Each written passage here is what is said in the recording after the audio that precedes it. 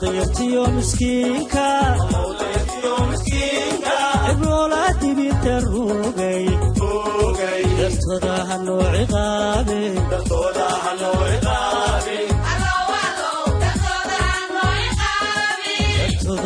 عقابي درتودا هنو عقابي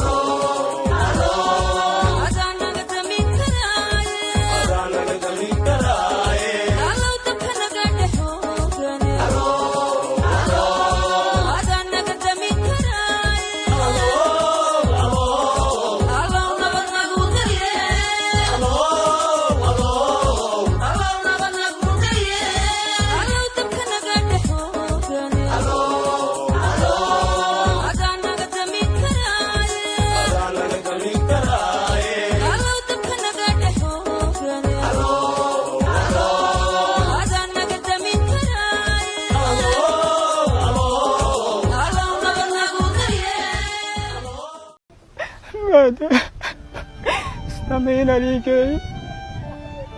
أرسلت التوى أليدا أرسلت التوى وارين مرغي urkutaalaba leh 28kii bishii December sanadkii hore waxa qarax ismidaamin ah oo ka dhacay isgoyska Ex Control Afgooye ee Muqdisho qaraxaasi oo galaaftay nolosha boqolaal Soomaali ah halka kuwa kalena dhibaatadii qaraxaasi ka soo gaartay ay weli la daaladhacayaan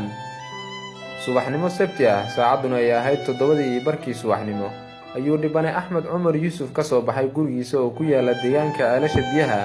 si uu maalinkaasi qoyska oo ka kooban 3 caruur ah iyo hooyadiisa si uu ugu soo shaqeeyo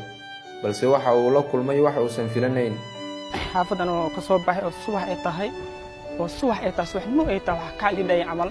waa soo kacay shaqo mari shaqadii waxa la dhameeyay maanta shaq mataala la dhahay injineerka dhowr saac ayaan tuutooyay wuxuu leeyahay ma shaq meeshaan maanta shaq mataala u dhahay sidii aan ku soo baxay meel kale liiga soo baxay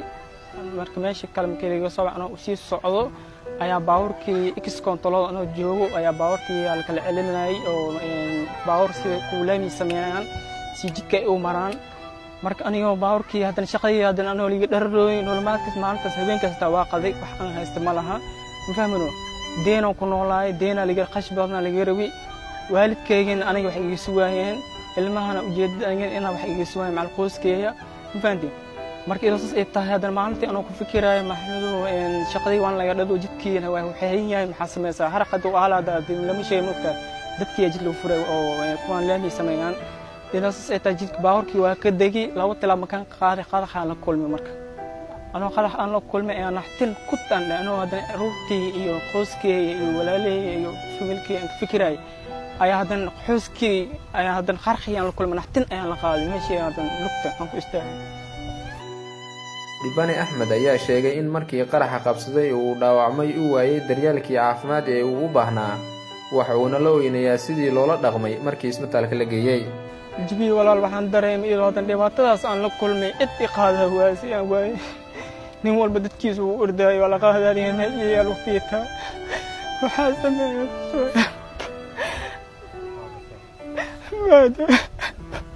استمعين عليك أرسلت التوى أليدا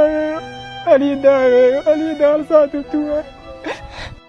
Abu Cumar Yuusuf Qaasim oo ah aabaha dhalay Axmed Cumar ayaa sheegay markii uu maqlay in wiilkii ay ku tiirsanayd noloshooda uu ku dhaawacmay qaraxii Ex Control inuu mir daboolmay isla markaana uu ka soo lugeeyay beer ku taala duleedka Afgooye telefoon la isoo diray telefoon markii la isoo diray waa khaway telefoonka abaar laba saac ana war waa bliig way waa war mu way markaan soo baxay alaan qarash ma haysan doon waa soo lugay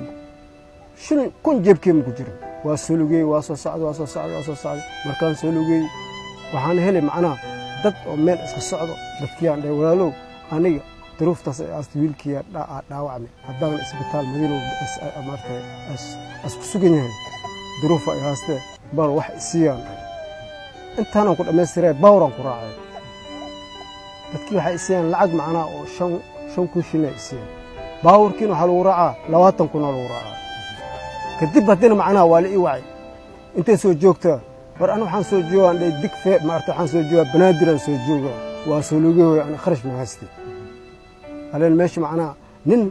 جوا حكومة جاب كي بدي واحد كجرم أنا بقاجي هذا محاش ما بيها شملك أو قلال ملا يال اللي معنا سي arrinta kale ee murugada leh oo dhibana Axmed uu inoo sheegay ayaa waxaa ka mid ah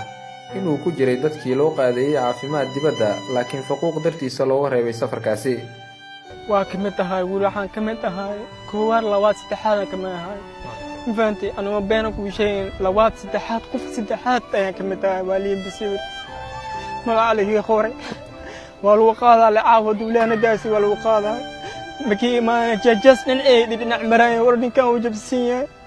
haddii baan ay shahaada nin isbitaal madiina ka shaqeeyo oo meesha joogo ay hal sac uu tuutuway warninkan qaada wuu qoran yahay may ma qaadayna maqaadayna ninkan maqaadayna wuu qoran yahay sibirkiisa xisna waa qaaday maxna walaay maya maqaadayna ninkan jajas meesha uu dhinac maray alxamdulillah lugtii way urti هذا سيرت هذا تخطيرته وماجا اسكجيفا سيرت هذا وما وatahay in oo u jeedaan Axmed Yuusuf qoyskan ka kooban 3 caruur iyo hooyada dhashay iyo aabihii dhalay oo isaga hormud u ahaa isla markaana uu xoogiisa ugu shaqeyn jiray maanta waxay la oonayaan inaysan haysanin wax ay cunaan isla markaana gaadiidkii u shaqeynaya oo ah Axmed oo xoog u ahaa cidana uu lugti ka go'an yahay qaraxii ex control ee afgooyana uu ku waxyeeloway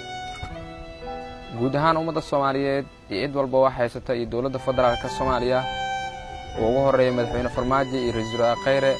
iyo hay'adaha gargaarka bixiya waxay ka codsadeen ciidan inay soo caawiyaan isla markaana taageero ay u fidiyaan dawladda Soomaaliya waxaan ka codsanayaa inkastoo wax bixinta Ilaahay iska leeyahay waxaan ka codsanayaa kulay way u jeedaan caruurteeda iyo waalidkeeda u jeedaan aniga way ii jeedaan dhaawaceena u jeedaan iyo meeshan ku noolahay waxaan ka codsanayaa gurmud degdeg ah inay fidiyaan oo nolosheeda maareeyo iyo waalidkeeda aniga si waxaan ugu taliyay waalidkeeda inay u tiirsiin hadda mafaantay hadda walaana been ku sheegay meeshan hadda aan fadhiyo hashinka cunoon hadda dadka masaakiinta oo macna dadka meelaha degan ala isoo qaqaarumoyn sidii guri aan ku noolaa wax lagu siino فهمنا كل شيء لنا والدك جاب كنا بخصوص بحيره وهكذا يمدوه وحبه ما هستنتي وحكي كنا فرق فقير وحبه ما هستن عالمك مسلمين ميل كستك جوان ويلكينا عالمين ميل كستك ويلكينا وحكتا ويلكينا خاص أهم عالمين ميل كستك جوان مسلمين ميل كستك جوان عالمين إن إلهي معنا ويلكي خبطان ويلكي اسماعيل هذا بريسة سومالي كيبل تي في مقالة مقدشة